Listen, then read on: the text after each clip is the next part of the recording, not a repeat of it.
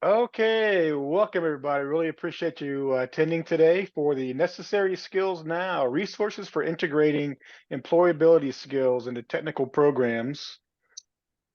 Uh, Thank you, Teresa. So the FLATE team, FLATE's been around about 20 years. The FLATE team includes myself, Ernie Friend, the executive director, Dr. Marilyn Barger, Daniele Orzor Cole, and Teresa Potter. There it is. Thanks. I see it now. So FLATE's vision is to FLATE will drive Florida's world-class manufacturing workforce education and training. Yeah, could you flip those for me, Teresa? For some reason, that button keeps getting buried. So some of the things that we focus on is curriculum reform and development, student pipeline development, professional development for educators. How we affect student pipeline development is we promote manufacturing education around the state, really around the country. In some cases, Dr. Barger has done that around the world. Manufacturing, we also host Manufacturing Day, Month, and student events. We've got a manufacturing dashboard, which you can get to from our FLATE webpage. We also host Manufacturing Educator Awards, publish monthly newsletter, support for STEM summer camps, and develop and disseminate resources for recruiting girls. On the professional development side for educators, this is another example of one of those. We also have the Forum for Engineering Technology, or what we call the ET Forum. We have technology demonstration projects, which hopefully you have seen on past professional development for educator events. If you haven't, please go to our website and you can see past webinars. We also do educator workshops, conferences, attendance support for faculty, online webinars, and program mentoring. In addition, FLATE has several websites. We've got the FLATE.org website, the madeinflorida.org website, and we also have a wiki with lots of really good resources, hands-on resources that you can use in your classroom, or if you're working with young people, there's some great resources there as well. Now it's my pleasure to hand it off to Dr. Marilyn Barger, who's going to introduce our panel today. Hey, good afternoon, everyone. I'm going to turn it over first to Hope Kottner, who's the president of board and the PI of the Necessary Skills Now project and network. So there's been I don't know how many years, Hope, but it's been a while. I know, it has been a while. We've been engaged and partnered on this project for these skills. And she's going to give us a background on the resources that the project has developed over time and some of the professional development done. And then we're going to have a panel of our users. These are all Florida faculty that have adopted some of the necessary skills resources. And we're going to hear how they implemented them and what they think of them. We only picked the good guys, by the way.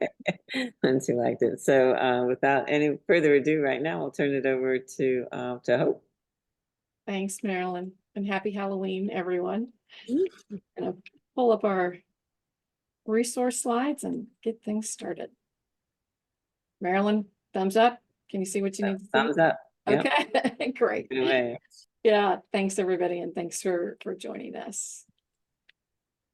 Like Marilyn said, I'm Hope Kottner. I'm president of CORD, the Center for Occupational Research and Development. We're a national nonprofit. We're focused on career pathways design and workforce development for STEM and technical fields. And today I'm wearing my Necessary Skills Now network hat. The network has been an ATE coordination network, a program of the National Science Foundation for the past 5 years. And Marilyn and I have actually been collaborating on this work since I think 2015, Marilyn. It has been quite a journey. So we had a project called Necessary Skills Now, and then we expanded to the network so that we could serve not just manufacturing and IT employers, which was where we started, but all across the STEM disciplines. And so today I'm going to share the resources, many of them that are the fruits of our most recent labors over the past year or two. And they're all things that you guys can put to use in your technical programs right away. So we're going to set a little context for employability skills and the global demand for them, and then share with you our approach to integrating employability skills rather than teaching them as standalone topics, tools you can use right now, and then also some tools that we've created for helping you collaborate with your employer partners to identify which employability skills are most important to them.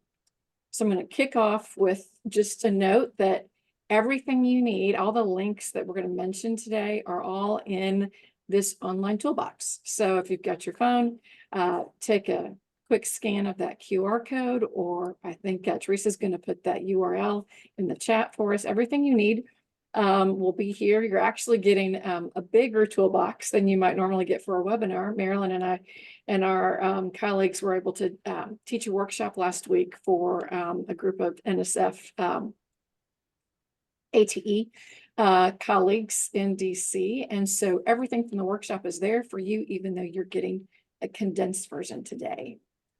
This is a tool that is in the toolbox that I thought I'd just kind of point out to you, because it might be something you want to use just to jot down some notes as I go through the resources that are available, and you think about, okay, where might you be able to incorporate some of these tools? Because oftentimes when employers come to a lot of our workshops, they'll say, you know, we know we need to be doing more of this, but where do we start? And I'll tell you, it's 99.9% likely that you're already teaching employability skills, but do you know where and when and how, right? And how can we be more intentional about planning that? And so this tool is called the Action Planner, and it helps you reflect on where you're already teaching some employability skills, but also helps you identify some areas that you might integrate some of the NSN resources. And then there's even a backside that helps you think about, you know, why you might be focusing on some employability skills versus others, and how you involve your employer partners in that process. But let's start by zooming out to a more global context for our conversation today, and really talking about the world of work, because it is evolving like never before. We have rapid technology advancement and this accelerating rate of technology adoption that are transforming the workplace. So we've got jobs that are disappearing, some are converging or merging, and entirely new ones are emerging. And learners pursuing certificates and associate degrees in technical programs, which is right in our sweet spot today, they're right at the center of all of this disruption. And the skills technicians need to be workforce ready are changing every day. In fact, the most recent Future of Jobs report estimates that 44% of workers' core skills are expected to change before 2027. Let that sink in. Try not to be frightened. When you think about the implications of that for education and workforce development, it's a pretty steep hill to climb. So how can we future-proof our students, and making sure that the career pathway programs that we offer are continually informed by what's changing in the workplace? And here's just a few more staggering statistics to filter into your, your mindset for this afternoon. Employability skills are at the top of the list. LinkedIn survey this year said soft skills are more important than highly technical AI skills. And then a survey that Jobs for the Future did, in those 10 top employing occupations, uniquely human skills were important, were very important on that list. So what do we do?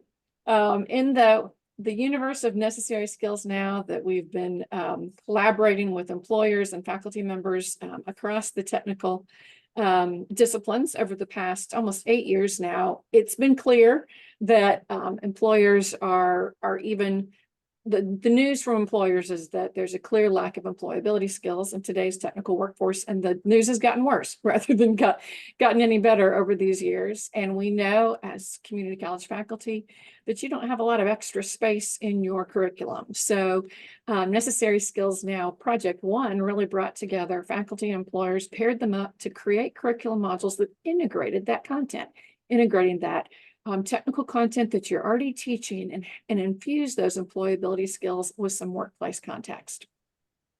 And one of the things, among the many lessons we've learned since our work began, here's some really important takeaways. And that is, at the end of the day, making sure that you adopt a workplace lens. If you can model workplace culture in your classroom, that makes a huge difference, setting that context and really helping students start thinking about what the environment's going to be like, when they get to their future career.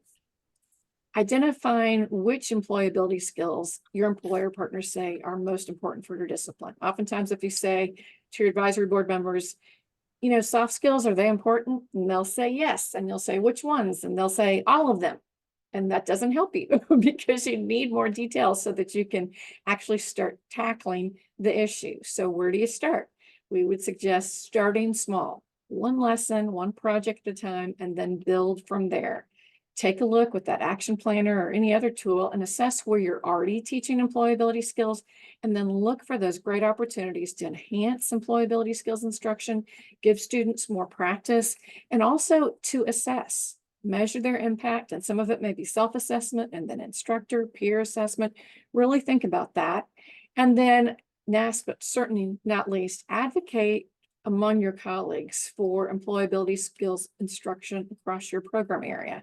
Because when it's the norm in all classes that a student may be taking within a program area, and there's that consistency, those expectations raise, and the opportunity to practice those skills goes up as well. So in the Necessary Skills Now network, the past 3 or 4 years, we've really been focused on professional development support for faculty. And when it started out, it was going great. We were teaching lots of folks how to replicate the NSN process in any STEM discipline. But then all of a sudden, the pandemic hit, and it really caused us to re-examine how we support faculty in employing resources for employability skills, because time was not on our side. And we conducted a focus group with faculty members who had participated in our workshops, and we said, how can we help you? We're hearing, from many of you that you don't have time now to teach employability skills because you're trying to do it in so many different modalities. So what do you need? How can we help you? And the unanimous response was bite-sized chunks. So we said, why bite size? Well, because they're a lot easier to integrate. You can do them just little pieces at a time. It also gives students a chance to develop and practice those skills over time because they're in smaller increments. It also allows you to expand the content as you go, and you can incorporate feedback that you get from employers, from former students who are now in industry, and say, boy, I wish we would have done more of this, because it's that incremental modification that allows you to continually align to your employer needs as they change. So one of the things then we set about doing, obviously, was figuring out how are we going to condense all of this great information that we had been sharing and teaching and developing into smaller bite-sized chunks. And in our quest to find bite-sized chunks, we found inspiration in the work of Dr. Greg Kramer, chair of mechanical engineering at Ohio University, who had actually created his own set of resources, actually a deck of cards, you can see in that picture there, based upon the Tier 1 competencies in the U.S. Department of Labor's engineering competency model.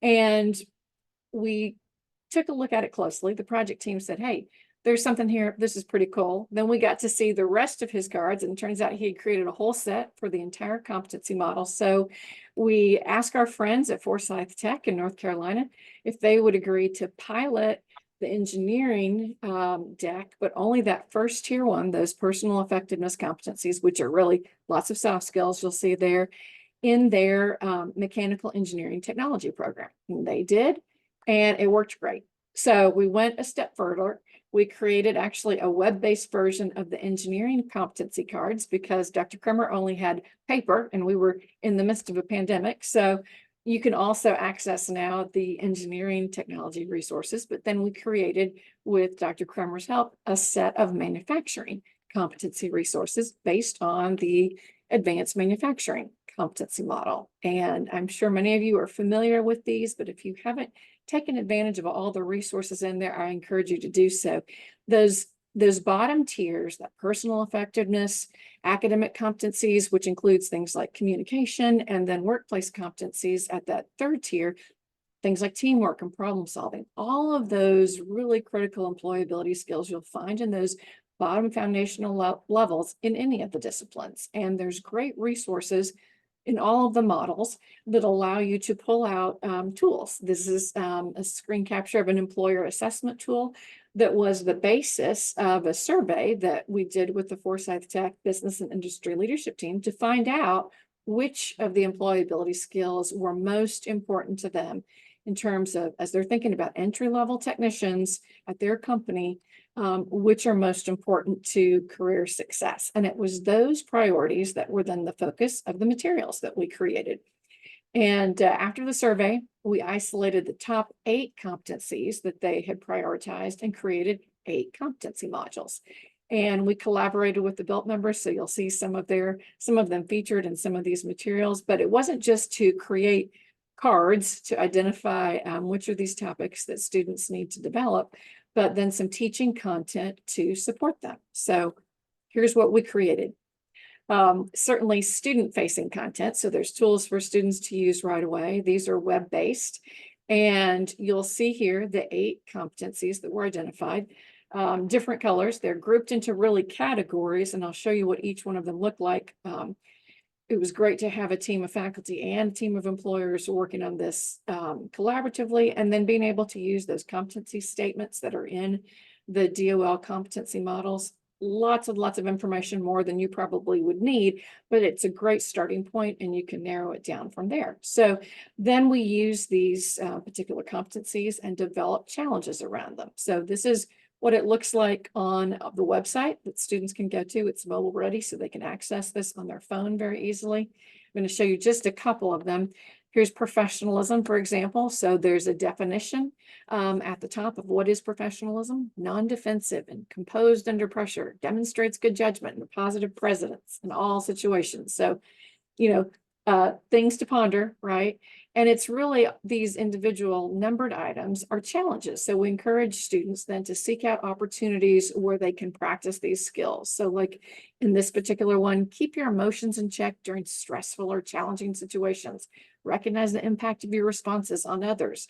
Makes you be aware of both verbal and nonverbal cues. So see, there's lots of opportunities here, things for them to think about, things for them to practice, whether that's in class and at school, at work, at home, really to start thinking about what are those characteristics around professionalism. And then we created a companion instructor reference card for each of the 8 competencies. So you'll see here the card, the numbered items on the card, those challenges are repeated here on the instructor card, but then there's some topics for class discussion just to kind of get the conversation rolling. And these are just a great springboard to start the conversation around any of these individual characteristics. Students who have had more experience in the workplace than others, oftentimes once you get the conversation started, we'll have a lot to contribute and share maybe some horror stories too, but it's also a great opportunity for younger students and older students to be able to reflect and compare their experiences. Each of the cards has a scenario from the workplace. Those are all BILT member contributed, so they don't include a company name, but they're certainly very realistic. And then a lot of times there's a video resource, but this is it. It's just one page, so pretty short to get started, right? So that advice I shared earlier about starting small, take one card and figure out where you might just try some of those particular topics in your existing courses. And then I'll share just one more in communication. We combine both verbal and written communication in this card. So there's a few more challenges, things like prioritizing what needs to be communicated and determining the most appropriate form of delivery. We find oftentimes that is a big challenge for entry-level technicians as we talk to employers across the country. So here's a whole host of things that each one of these could be turned into a lesson or a practice opportunity. So you could divide it however you'd like. Some of our faculty members who were participating in our TA cohort, who you'll hear from in just a minute, we can talk about how they use those as a jumping off point. And then here's the companion instructor reference card that goes with communication. So see, very similarly organized. You see what the students can see, and then you've got those topics for class discussion. There's also what we call an online curriculum companion. It's in Moodle, so it allows you to really walk through the key components of the modules. And you can also, there's a background information and some additional resources that are provided in the Moodle course We also have an identical version in Canvas that one of our faculty cohort members created. And what's great about this is all of the resources that we've created. So everything that's linked, a lot of those resources linked in the toolbox, then are combined into this Canvas course. So if you teach in Canvas, you can actually go search for it. Just search necessary skills now, and you'll see that right there. So it's a great opportunity to embed into your existing course. Marcy Gale, who created this, actually used some of those scenarios as prompts for student responses. You can use those individual challenges as opportunities for either group work or individual responses. So just a lot of ways to incorporate, and with it being in Canvas, it's ready to go. Here's some of the content you'll see there. There's even a slide deck for starting off the discussion. Things about associating employability skills and the importance of them, and relating that to your personal brand and why professional skills are more and more important as you're preparing for the workplace. So here's just some resources that you can use, and some few startling statistics as well, because oftentimes we hear from faculty who say, boy, I can say it, but if an employer partner says it, if it comes straight from them, students really sit up and take a lot more notice. So based upon that, we created a series of employer videos on these 8 topics. You can access that through the toolbox as well. It's on the Necessary Skills Now website, and you can just select a particular video based upon the topic that you want to highlight. They're all short, all less than a minute or so, and I'll just click through one here. You can share with our what's friends important to not only Siemens Energy, but to all industries, is that employees are honest. They are willing to work as a team. We hear this all the time, but they show up to work on time, and that they're open. What we make assumptions on now are people are coming into the workforce because they're prepared for that job. And, being prepared is more than just understanding, how to program a machine or how to weld. Is more than that now. We need to understand how to work as a team, and how to rely and trust our team. Responsibility is a big word that stands out. Accountability is a big word that stands out. Initiative takes you places that nobody else will go. So just having those soft skills are, in my opinion, is just as important as having the technical skills. Okay, so there you heard it, and many more with similar sentiments from some of the other Built members as well. So I'm going to leave you today with just a few tools that we've created for employer engagement. So you can do that interface with your employer partners and ask them, okay, which of these skills are most important for success in your company? Which of them factor into hiring decisions? Which do you find are most efficient in entry-level employees? Which should we really be prioritizing in our instruction? And to do that and ask those questions, we've shared our survey form that we actually used. You can copy this from and duplicate and adapt for your situation. This is a Microsoft Forms survey. It's in the toolbox as well. You can see the kinds of results that we saw, and the discussion that ensued after doing the survey was really informative as well. So just another tool for engaging and finding out what your employers really need. Here's an opportunity to develop, do some collaborative scenario development. We have a template. It's a Word form. You can modify it to meet your needs, but it's a great tool, if you will, to share with your employers, or maybe in advance of an advisory board meeting, say, hey, bring a scenario with you to our next meeting. And it's a great way to have some of that authentic context and shared by your employer partners.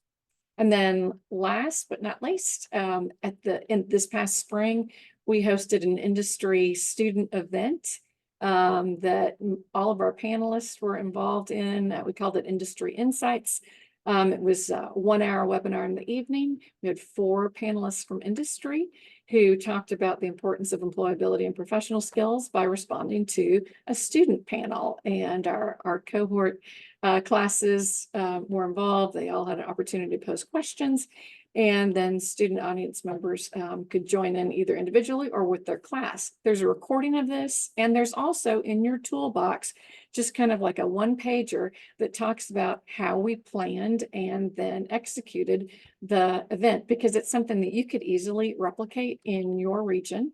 And so some of our just kind of step-by-step processes are outlined there, and you're welcome to use that as a jumping off point. So you can watch the video. And I'm going to turn things back over to Marilyn so we can get into conversation with our panel. Marilyn, you're muted. Here we go. I was working on it. So thank you, Hope, for that whirlwind through the NSN project. Lots of lots of I'm out of breath already. But anyway, we're so glad to go through that. But now, more importantly, we're going to move to the panel discussion. I have some questions we're going to ask our panelists. We have 4 faculty. They're all from Florida, so hopefully some of you know some of these folks. 2 from St. Pete College, and 2 and Faith from Daytona State, and Shirley from Hillsborough Community College. So we'll start by they all were part of a recent cohort that used the NSN tools in their classes under the guidance of Hope and the rest of the team.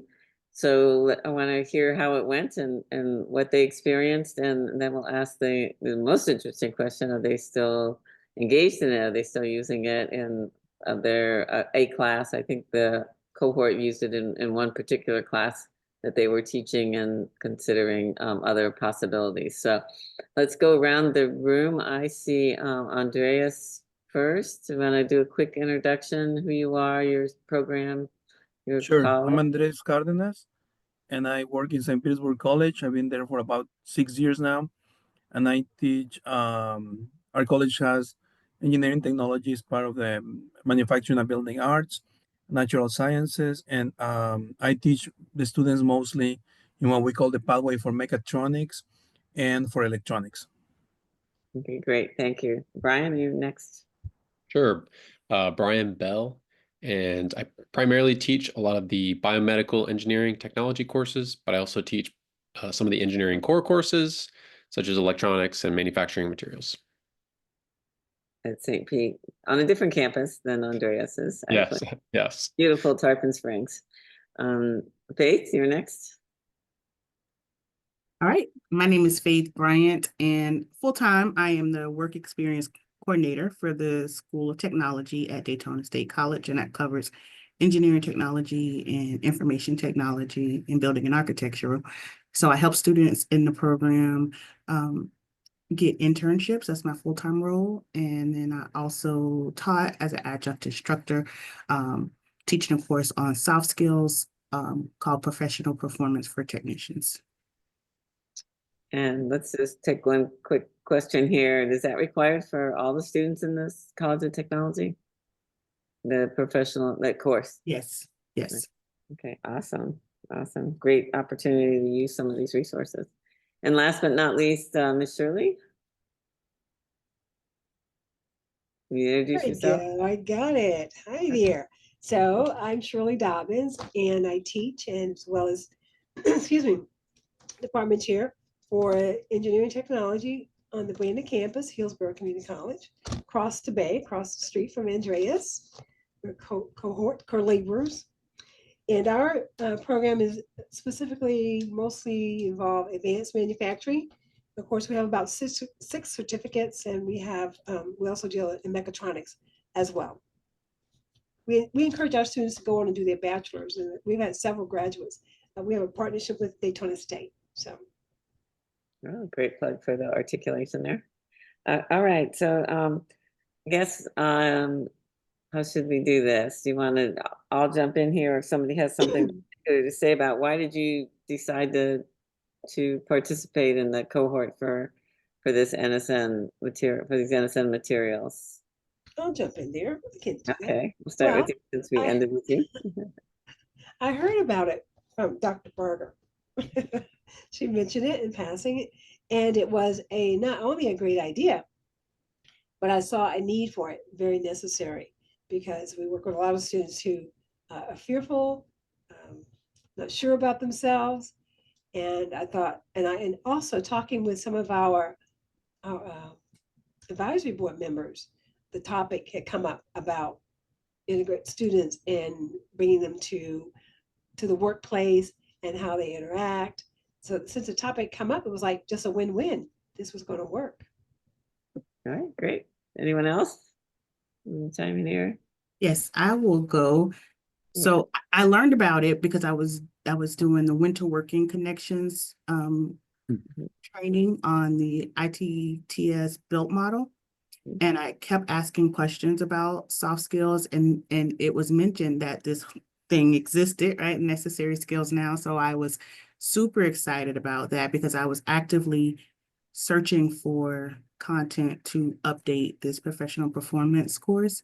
So this was perfect for what I needed. And so I was just stalking the website when I learned about it. And then one night I couldn't sleep. It was like 4 a.m. and I was stalking the website and I found out about this cohort and emailed Hope. That's great. That's awesome. Great. Andreas, you want to comment, or we can move on to the next question? We'd like to really talk about, actually, Andreas jumped on it right away for me. I think a different cohort from Shirley. Yes, actually, sorry. Yeah, go ahead. Yeah, I learned from Shirley about the cohort. So I started mine in the spring of 2023. I think she did the one before that, and I Right. implemented it in 2 of my classes. I wanted to be able to share it with both my students on electronics and my students in mechatronics. So I implemented it in an ACDC class, and also, which is mostly for my electronics students, and the other one is automation and sensors, which is for my mechatronics students. The first, which was last semester in the spring.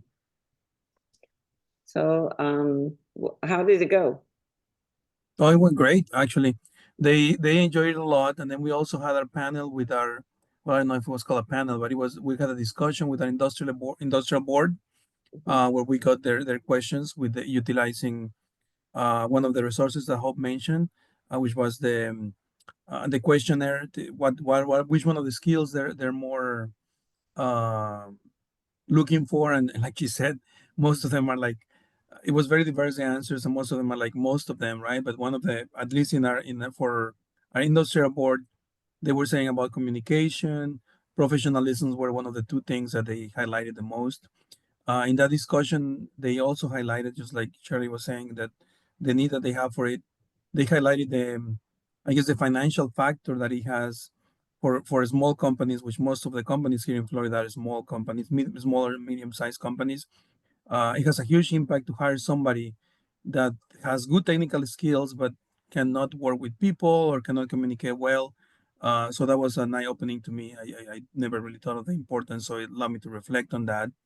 And that's when I saw, oh yeah, this is really important. They all agree that this was a great thing to share with them.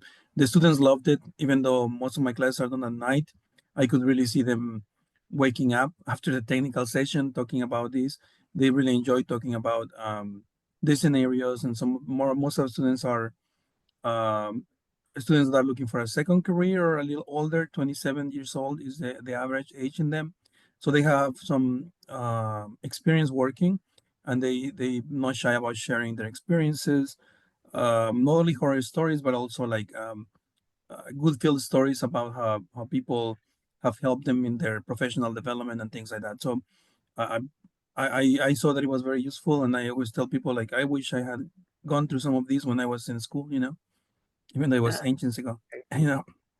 Really good. So I think you and Brian worked with some help from me. Maybe we went through the employer list together and kind of shortened it a bit for our group. I think you two share an advisory board at some level. I know individually different programs may have some different sweet spots, but I think you both use the same industry list. And Brian, what did you come? So you had the same priorities, I guess. Is that right? And how did you implement it in your classes, and which classes?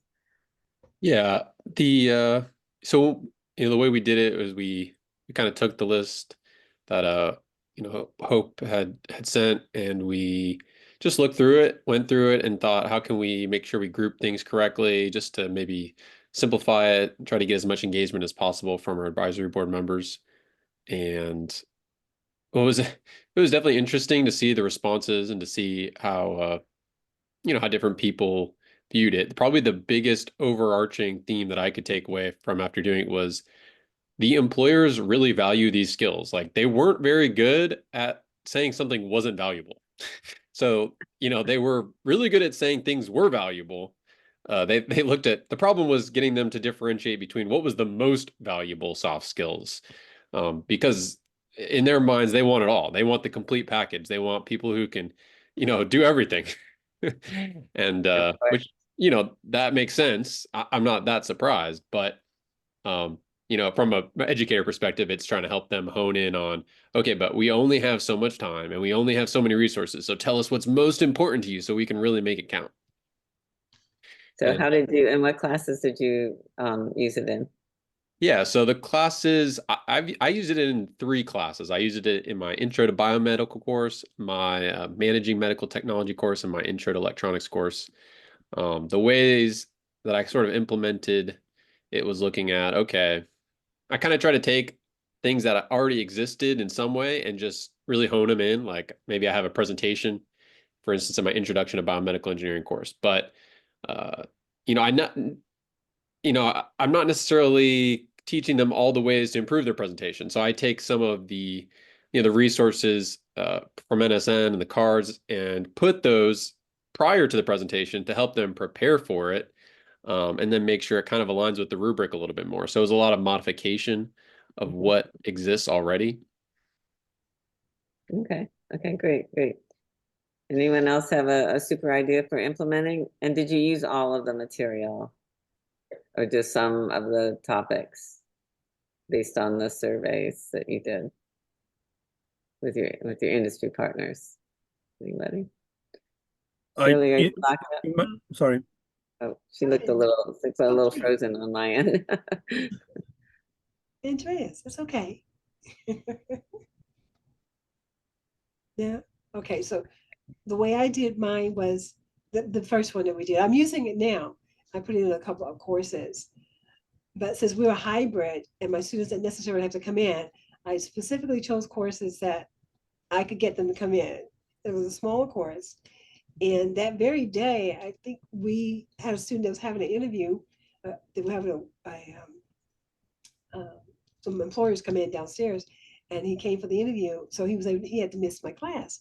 He ended up having some of the very exact questions that we were going over discussing in the class. He was having it going on downstairs. So he had to come back up and tell us about what was going on. But since we're hybrid, they came in, I did have them do I put in the videos and I put in the challenges, the discussions, the scenarios. I put them in as my discussion points. So they had to discuss those and talk about them. And I also had them in this particular class, in the small class, we don't have a lot of trainers, but I had them come in to work together on whatever the assignment was. So that's how I kind of got the working together, getting to know one another. But it was really productive for us. And so I did want to continue to use it and will continue to use it. I also talked to my colleague, Ron, about using it. He wants to put it into his courses as well. Time just gets away from you when you want to sit down and cross over information. So we're going to get to it. Yeah, that's the value of the cohort, where you met regularly during that one semester and talked about implementing and issues that came up. So that was a good opportunity to get kind of kickstarted in your classes. And now each of you can mentor some other faculty as well. So hopefully that will happen. So what about student responses to the material? We just heard something about your student who had an interview on the fly in the middle of a class covering this. Any other good feedback or bad feedback from the students? I did get feedback from an additional student in class. He talked about how he was one of my older students, but it encouraged him and refreshed him to to remember things to pay attention to when he's working, that these things are valuable, that they do look at those things, because he's been on both sides of it. He had been a supervisor early in his life before, but this made him refocus and like, stay on this, don't let it go, don't let it get away from you. So he thought it was very, very good. And he also thought that I should add it into another class with quality. So I think that's where I put it in this past semester, I believe. I put it in the quality class because I teach quality not only for our students, but for the management section, logistics for them as well. And biotech as well takes a quality course. So that expanded it. So I started small and then I've expanded it. So he was well pleased that it helped him refresh and say, remember, this really is important. And I did have an employer. We just started working with Coca-Cola. We were discussing this. She came to do a presentation for the students, and she did say that they had to release an employee because they couldn't get along with the other people. And she said they don't necessarily say in their interviews that they're looking for soft skills. They don't say that, but she said they observe and look for that. Are they a good fit? During the interviews. Yes. Awesome. That's good feedback from your industry partners. Faith, your hands up. I gotta find the unmute button. All right. Yeah. So I I asked our students about, an activity or an element of the course that that they appreciated. And so one of the students' response was, one of the activities that resonated with me deeply was the focus on integrity and professionalism. And it encompassed a comprehensive discussion on values such as integrity, respect, ethics, accountability, self-love, empathy, and kindness, shedding light on their significance in both professional and personal spheres. And I particularly appreciated the emphasis on empathy as a crucial skill, fostering understanding and enhancing workplace relationships. The student also says that problem-solving activity was immensely practical and informative, and it guided us through structured approach to involving data, gathering analysis, generating potential solutions, and evaluating them based on their advantages and limitations. And I strongly believe that embracing these guidelines will continue to contribute to my personal growth and help me become a more responsible and effective individual in my professional and personal life. So that's a direct quote from a student about how the activities impacted them. Well, that's pretty powerful. A poster child for using that and how much they appreciated it. And students just don't think about this particular aspect of going to school, that this is a place where they can hone those skills, their soft skills and their employability skills, whatever we're calling them now, human skills because of generative AI, I think. But it's a great place for them to change those behaviors or really work on them while we're in the classroom so they can carry them on to their workplace. Any other student stories? Great student stories. Yes, I'm sorry. Faith, Go did ahead, you say Sharon. one of your students brought up integrity in their discussion that you just read? Yes. In ethics? Yes. One of my students was surprised. They had never thought about ethics. Mm. And so that was a good one for them. He said, I never considered or thought about that in my career or work in the school or anything. So it was a good exercise for them. So so that's a couple of students. Is that an older student or younger? Younger. Younger. Yeah, I was just thinking that might be the case. yes. And Andreas or Brian, you have a student story? Yeah, I just wanted to say, just real quick, I asked the students what of the activities they like the most, right? And they say they enjoy the scenarios, but two of them actually came out afterwards and shared with me that the making of the resume, because one of the activities that we had there based on the content that you guys had in NSN was making out the resume they were highlighting their soft skills as well in the resume, because they don't think about it when they're young. And they said that it was really good. And one of them actually attributed the fact that we work on that exercise to getting his work experience or internship. And I just found out this semester, at the beginning of this semester, that he was offered a position there. So I think that contributed to that, which is good. Well, that's great. Great story. Congratulations to your student. How about you, Brian? You got one? Just that, as far as students enjoyed hearing from employers and seeing, a little bit of I think a lot of students just don't think about it and think about what is the employer really looking for, and they're just thinking, let me get my degree, my certificate, and let me just go work. But they don't take the time to really think about, well, what are the things that the employer really looks for apart from a degree?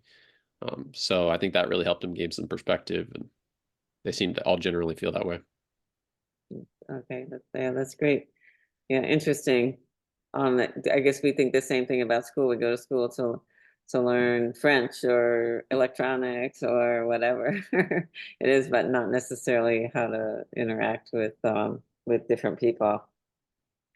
So I think I've heard all of you say that you were still using it. You're using it. So cohorts you were in were last year or prior to that you're still using them. So I can just skip over that question. But were there any big modifications or small modifications you did for using this in your classroom? Did you use the Canvas shell, for example? That's one question, but might depend on your college as well there.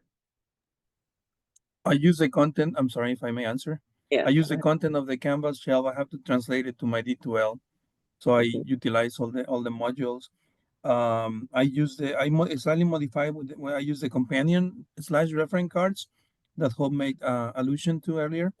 The scenarios, I change them a little bit to make them more, I guess, to reflect a region. I put like a manufacturer in electronics and microcomputers, which my students will go to work in those, is presents this scenario, and then the quality control in a pharmaceutical company. So the companies that we have around us. So I try to put a little bit more of the local flavor into them, but I utilize them for our discussions as well. Okay, great. Anyone else do anything different or fancy with the materials?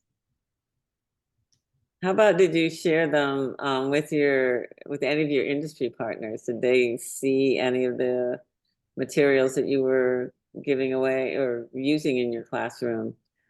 Obviously, they saw some of the end results, or some of them did if they interviewed and hired students. But what about sharing some of the materials with them? Might be a way to get some scenarios from them that were more localized or very specific. Might be something you could bring to an advisory board as well. I would think, just share with them that you're trying to address the problem with the issues, and these are the resources that you're using. Not that they have to go through every session, but certainly sharing with them that you're doing something and showing them some of the resources that you have that they might comment on, or maybe they make a little video themselves. That doesn't take too much time these days to create those individually, to speak to your students from a real local place. So Faith, is that your hand up again? Okay. Yes. So I actually am not currently teaching the course, but most of what was incorporated is embedded in the course. And so another instructor, I shared the material with them, the one that's teaching the course, and they are using it. So it's being utilized. I'm just not currently teaching it. But I do plan on, I operate our advisory board meetings. And so I do plan on getting with Hope and getting some guidance on the best way to introduce the scenario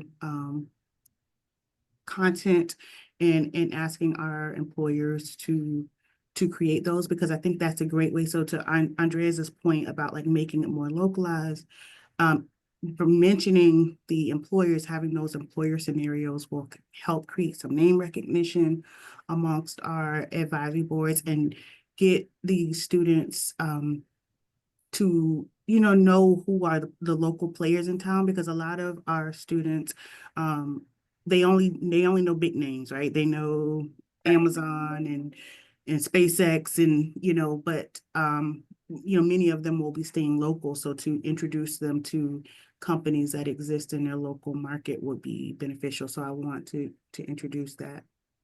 Yeah, it certainly is another good way to do that. Sometimes you bring those folks to class to give a lecture, but having them, or you might take students on a tour to different companies, but definitely, having some video clips from them or having them see the material, and that will let them focus on some of those skills also and be able to use some of the same vocabulary that you're using. We have a lot of different words we use for some of these skills or different ways we package them together. But having the same voice for the skills that we're looking at might be especially useful for the students who we're trying to impact with this. So you have anyone else have any other comments or anything you would like to do? I heard making the scenarios more local or regionally relevant. Anything else you want to comment on? We could ask our, I don't know if there's any questions in the chat. Teresa, are you watching those? We could also see if our audience has anything they want to add here. There was one question, and Faith answered it in the chat, but if anyone else wants to answer, is can you give examples on how you can simulate the workplace in the classroom? Or maybe even hope. Oh, Faith, you want to just repeat what you entered into the chat there a little bit? I know Hope and I ran into one college that actually had a rules of the road for the classrooms. I don't know if they're still doing it. Was it North Carolina? Maybe you can tell us about that so I don't muck it up. Well, Faith, do you want to provide your example first, and then I can? Yeah, one of the examples was that the scenarios in the discussion the discussion cards had the students like role play those scenarios to so the class can kind of just see it play out, and then we can discuss it. And then virtually I put one of the employer videos. I think, Hope, the video that you played actually of Nikita talking about soft skills, and I asked the students in a discussion post to identify a skill that they possess and give an example of it, which was wonderful because without them knowing that they were creating a answer to an interview question, because that's common question about your strengths. So that was a way that I incorporated that.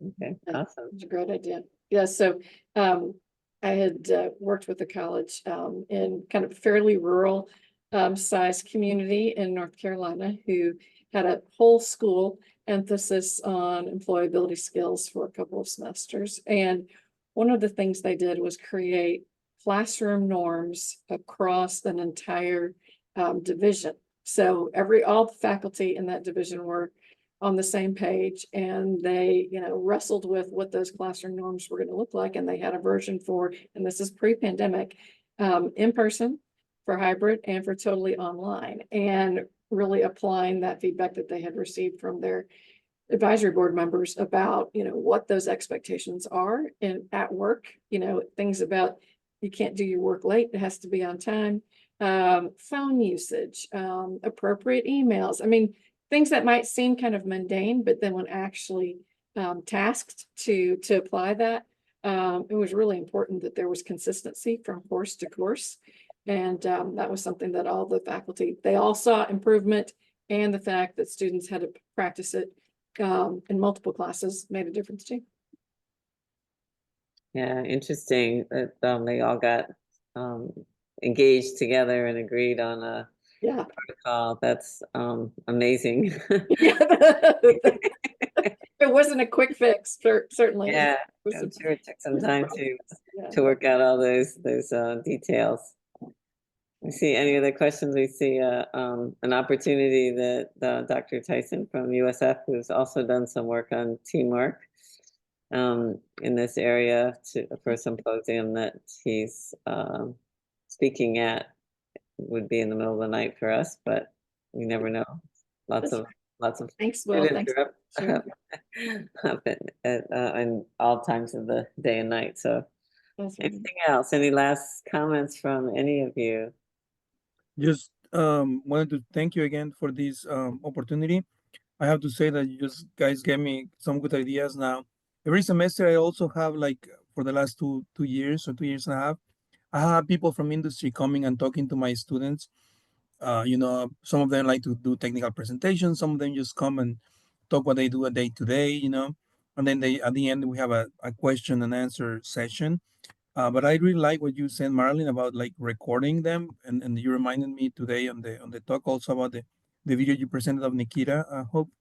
So I'm gonna actually start recording them because I think the value that they have for being local and talking to my students, and I think we can use those videos for maybe using this to teach them more of the soft skills as well. So I'm gonna start asking them if I can videotape them from now on when they go to the classroom to talk, and they make these short videos. So thank you for that idea. So I'm gonna start doing that now. Yeah, you might want to, make up some particular questions and, get them to do that little introduction piece and then something about the soft skills and give them direction so you can get through the exercise of the filming part, which may be separate from the actual interactions in the classroom, unless you're really good at editing, because sometimes things go away from the direction, from the point you want to actually make in the video. Because I think the value of the video, the little short videos, is that they're sharpened to a point or 2 points, and not a long drawn on kind of discussion. So you want them to take away that little tidbit that Hope mentioned, I think, early on. So Makes sense. maybe Thank something you. you do after the class interaction or before, or even over Zoom. I'm sure you can do that separately with them. That's how we did this, and that it worked. But I would underscore when you said prepare a list, kind of guide them, because once you get them talking, they're on a roll. So yeah, think about those bite-sized chunks that you really want. Going all over the place. Okay, We any have a hand raised. Louise. Luis? Hey, Marilyn. Hi, Thanks Hope. for Good to joining see us. everybody. This is fantastic work. I am so excited to see this. We're sort of fellow travelers. And what I really appreciate about this is all the Canvas work, the Moodle work, the tools for the faculty to say, hey, I'm already kind of doing this, and how can I complement? And I love the survey tools for the industry partners, and the planning, how to get their scenarios so that faculty can use those in the classroom. And I am offered, some of our materials too, and Hope has been so generous to provide links through her website. They are So all, both of your project sets of resources, which are all fabulous and are different from ours. So I encourage everybody to check those out on the instructional resources page of NSN. You'll find all of those goodies too. thank you for everyone's fantastic work. This great webinar. Yeah, thanks so much, Luis, for joining us. I saw your name. I said, oh. she's there. Well, I have a thought. we have like one minute. I know Hope Okay, I have one more thought.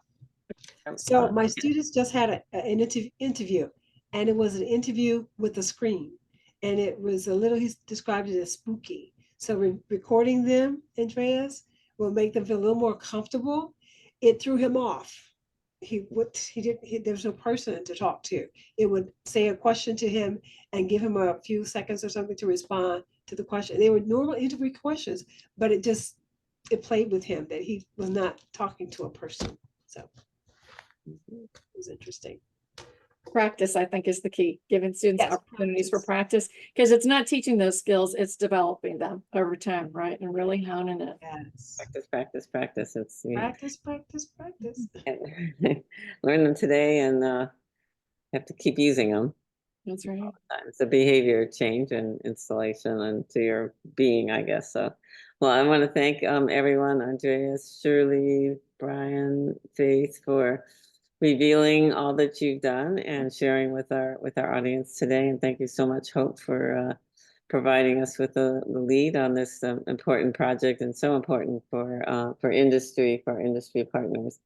There was just the last thing I have is one quote from I got today in the email. The generative AI skills have increased 400% since 2019. The need for those skills, but in addition to that, that the employability skills have increased 2.5 times. So this has gone up from the over that same time period. So, you know, just keep doing it is all I say, and hopefully some others on board here today will be joining the NSN family. Yeah, come on aboard, and feel free to reach out to Marilyn and I. We'll continue to grow the community, and love to share what you all are doing too. So thank you, everyone, and have a great rest of your afternoon and happy Halloween. Thanks, everybody. Hey, everybody.